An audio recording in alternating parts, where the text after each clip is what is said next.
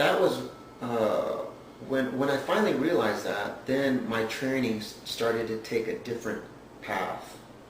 Okay, and now when you know whenever I get someone who wants to train with me, they'll come up to me, and usually they have some experience from another martial art, and they hear about me, and then they come up to me and they go, hey, I hear you know this, and I want to train. The first thing I do is I want to make sure that they really want to learn, and in other words, they don't want to teach me. In other words, they're not ready. I got to make sure that they're ready to empty their cup. Okay? So, do they really want to learn, or are they trying to teach me something? Right? So that's the first thing. Right? And how I do this, and how I make sure that I make sure that they understand the direction I want to take them, the goal. I give them one challenge.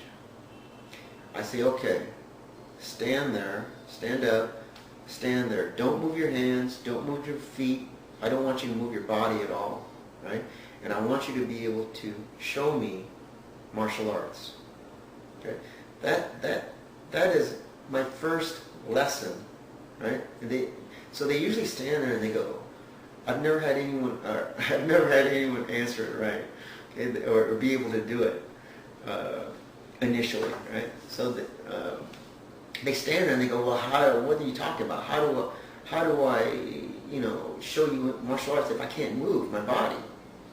And that's when I tell them, look, if you can't stand there and honestly express yourself, which is the goal of martial arts, okay? If you can't stand there and show me, if you can't stand there and express yourself honestly, not moving, how in the world do you think you can do it moving? Moving is 100 times harder, right? So that's my first lesson for them, and then they understand the goal that I'm setting for them, the direction that I'm taking them. Okay? And then you're probably wondering, well, how do you do it? How do you stand there and honestly express yourself, right? And that's a really good question. But it's all about focusing on the quality of the movement and not the quantity. Okay? That's why I'm always telling you, focus on the movement, not on technique. Technique is endless. It's pointless, right? But you study movement. Movement is universal. It can be anything. One movement can be anything. And I'll share with you a story that Hawkins Chung told me not too long ago. And he said, okay, back in the day when he was studying, right? Him, Bruce Lee, Gary Lamb, all those guys, right? They were much younger, and they were studying with Yip Man. He was, they would all go to the school, and Hawkins would come in, and he'd go, well, where's the old man? They call him the old man, right? And they go, where's the old man? Where's the old man? And everyone would point like this, okay? And that meant that Yip Man was on the roof, okay? So Hawkins would go up there. He'd go up there and he'd see Yip Man doing Selam Tao, right? But he was in a Tan Sao position, okay? And he's just standing there, right? And he'd look, and then, okay, all right, he's all right. So he'd go back downstairs. And then they would train. They train, and then 45 minutes later, Hawkins go, where's the old man? He's still up there. They thought, he'd go, what, would the old man die? Right? Right? Because they were worried about him, right? Hawkins thought he may have died on the roof. So he'd run up there, check up on him, and when he got up there, this is 45 minutes later, okay?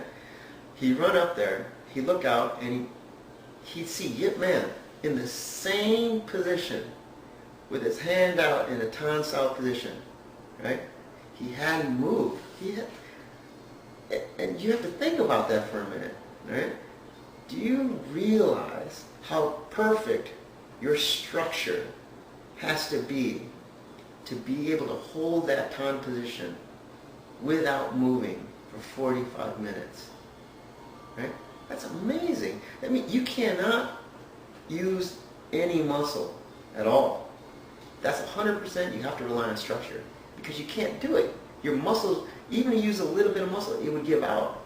You wouldn't be able to do it, right? So that's what I'm talking about, okay? And that's why I'm always telling you guys, practice only as fast as you can maintain perfect form, right? And if that means you gotta go snail pace, then you go snail pace, right? That way you develop quality in your movement and not just a bunch of quantity, right? Right? So when you're training, think about those.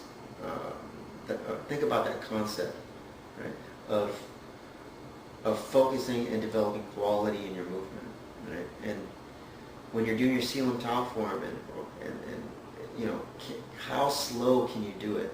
How slow can you go to maintain that perfect structure, maintain that perfect movement? So I just wanted to share that with you today, and I'm off to work, and I'll talk to you soon.